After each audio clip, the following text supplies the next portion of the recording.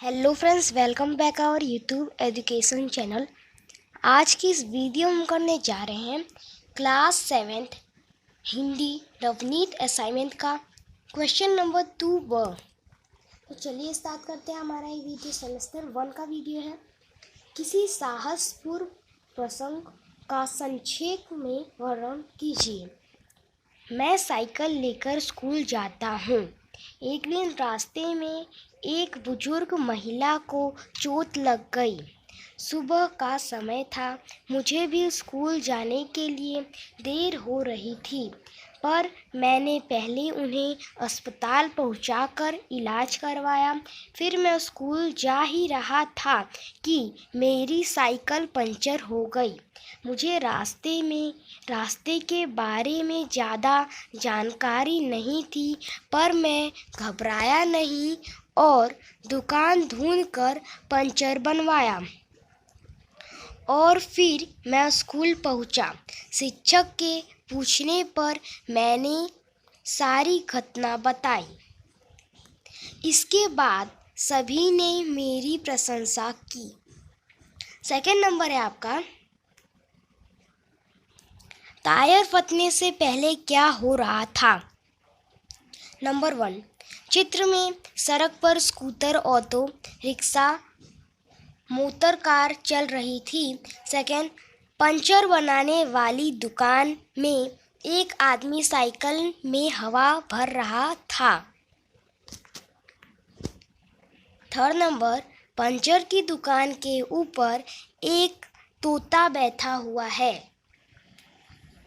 Fourth number, गुब्बारे बेचने वाला और सब्जी बेचने वाली भी जा रही हैं।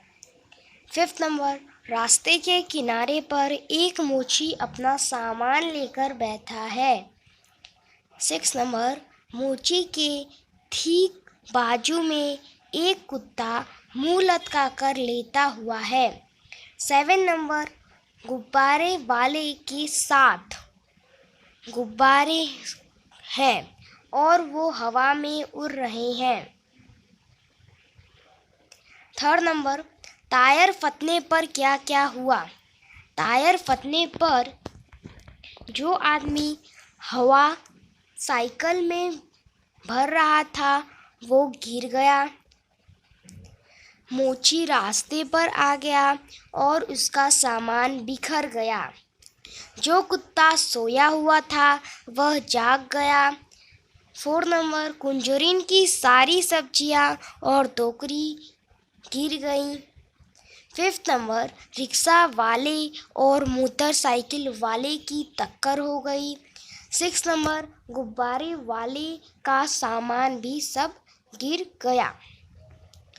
पार्ट 3 में से आपका क्वेश्चन है नंबर 1, कुत्ते की वफादारी। इस कहानी के लिए अन्य शीर्षक दीजिए। नंबर 1, जल्दबाजी का नतीजा। नंबर 2, अब पछताए होत क्या जब चिड़िया चुग गई खेत। सेकंड नंबर, लाखा ने कुत्ते पर लाठी का प्रहार क्यों किया। लाखा ने कुत्ते पर लाठी का प्रहार इसलिए किया क्योंकि उसे लगा कि कुत्ता सेठ के यहाँ से भाग आया है, उसने मेरी जबान खराब की। थर्ड नंबर, रात को कुत्ता पराव की रखवाली कैसे करता था। रात को वह बंजारे के पराव की रखवाली करता था। अगर चोर लुटेरे पराव की तरफ आते दिखाई देते थे तो कुत्ता भौंक भौंक कर उन्हें दूर भगा देता था। फोर्थ नंबर, सेठ ने कुत्ते को क्यों मुक्त कर दिया। सेठ के यहाँ चोरों ने डाका डाला था। कुत्ते ने चोरों का पीछा किया।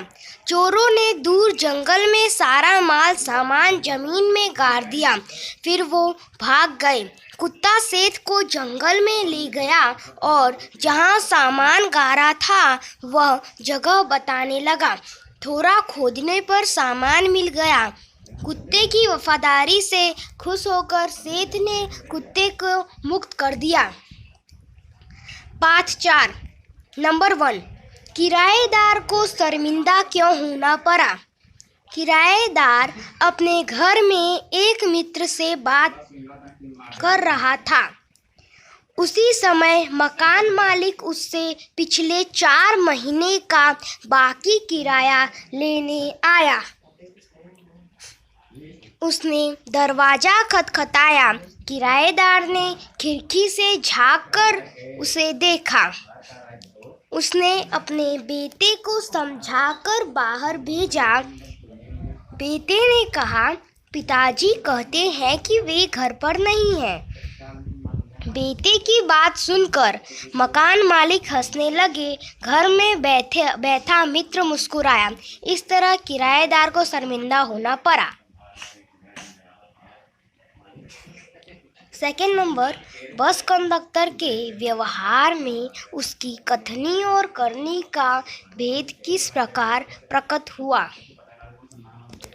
बस में यात्रा करते समय एक यात्री बीड़ी जलाकर पीने लगा। उसे देखकर कंडक्टर ने उससे कहा कि बस में बीड़ी सिगरेट पीना मना है। उसने यात्री की जलती हुई बीड़ी खिड़की से बाहर फेंकवा दी। थोड़ी देर बाद कंडक्टर ड्राइवर के केबिन में जाकर बैठा और दोनों सिगरेट जलाकर पीने लगे। एक यात्री द्वारा टोकने पर कंडक्टर ने कहा कि धूम्रपान की मनाही केवल यात्रियों के लिए है, हमारे लिए नहीं। इस प्रकार कंडक्टर के व्यवहार में उसकी कथनी और करनी का भेद प्रकट हुआ। दुकानदार की कथनी और करनी की पोल कैसे खुली।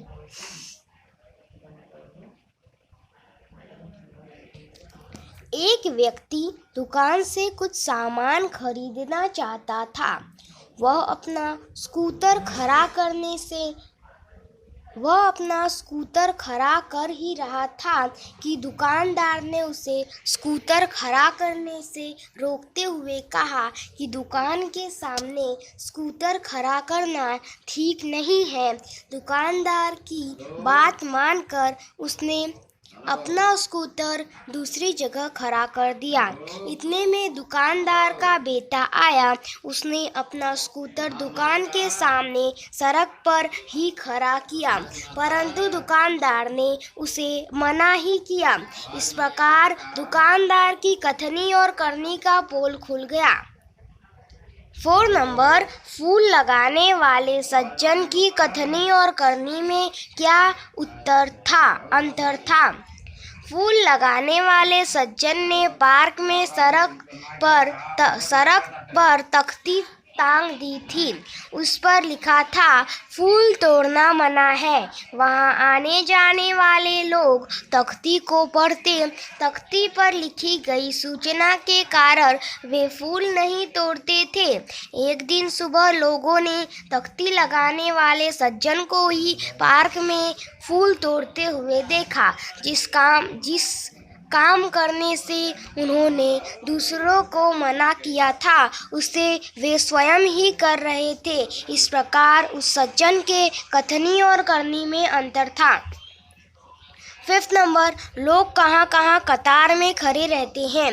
लोग ट्रेन, सर्कस, प्रदर्शनी और सिनेमा के टिकट के लिए लाइट या टेलीफोन का बिल भरने के लिए कतार में खड़े रहते हैं। बस में चढ़ने के लिए कतार में खड़े रहते हैं। बैंक में पैसा जमा करने के लिए कतार में खड़े रहते हैं। खरीदी का बिल चुकाने के लिए मॉल में कतार में खड़े रहते हैं। पाठ 6 नंबर 1, डॉक्टर विक्रम साराभाई ने अहमदाबाद में किन संस्थानों की स्थापना की। डॉक्टर विक्रम साराभाई ने सन 1947 में अहमदाबाद में भौतिक अनुसंधान प्रयोगशाला की स्थापना की। अहमदाबाद में ही उन्होंने टेक्सटाइल इंडस्ट्रीज रिसर्च एसोसिएशन की आधारशिला रखी। डॉक्टर विक्रम साराभाई के ही प्रयासों से अहमदाबाद में लोक विज्ञान केंद्र एवं नेहरू विकास संस्थान की स्थापना हुई। Second number, doctor Vikram Sarabhai को किन पुरस्कारों से सम्मानित किया गया। डॉक्टर विक्रम साराभाई ने अपना संपूर्ण जीवन भारत तथा विज्ञान के विकास के लिए समर्पित कर दिया। भारत के विकास में इस उत्कृष्ट योगदान के लिए उन्हें कई राष्ट्रीय और अंतर्राष्ट्रीय सम्मान प्राप्त हुए। सन 1962 में उन्हें डॉक्टर शांति स्वयं रूप भटनागर पुरस्कार प्रदान किया गया। भारत सरकार ने सन 1996 में पद्म भूषण और सन 1972 में मरणोत्तरम पद्मा विभूषण अलंकार से उन्हें सम्मानित किया गया। थर्ड नंबर, डॉक्टर भाभा की मृत्यु के बाद डॉक्टर विक्रम साराभाई को कौन सी जिम्मेदारियां सौंपी गई? डॉक्टर भाभा की मृत्यु के बाद परमाणु ऊर्जा संस्थान का उत्तरदायित्व डॉक्टर विक्रम साराभाई को सौंपा गया। उन्होंने इस केंद्र गतिविधियां आगे बढ़ाई। आज हमारे देश में दूरसंचार, दूरदर्शन और मौसम विज्ञान से संबंधित अनेक उपग्रह डॉक्टर विक्रम साराभाई के सफल प्रयत्नों के परमाणु हैं। इस दृष्टि से उन्होंने देश की बहुत सेवा की। 4 नंबर, डॉक्टर विक्रम साराभाई ने अपने जीवन में कौन कौन से पद सुशोभित किए? डॉक्टर विक्रम साराभाई सन 1961 में परमाणु ऊर्जा आयोग के सदस्य बने।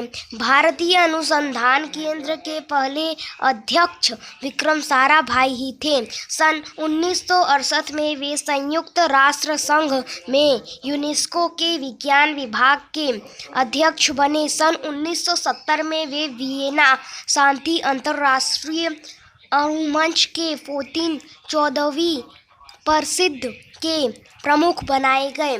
सन 1971 में वे संयुक्त राष्ट्र परिषद के उपाध्यक्ष नियुक्त हुए। बाद में उन्हें इसी परिषद विज्ञान विभाग का अध्यक्ष बनाया गया। इसी के साथ आपका ये वीडियो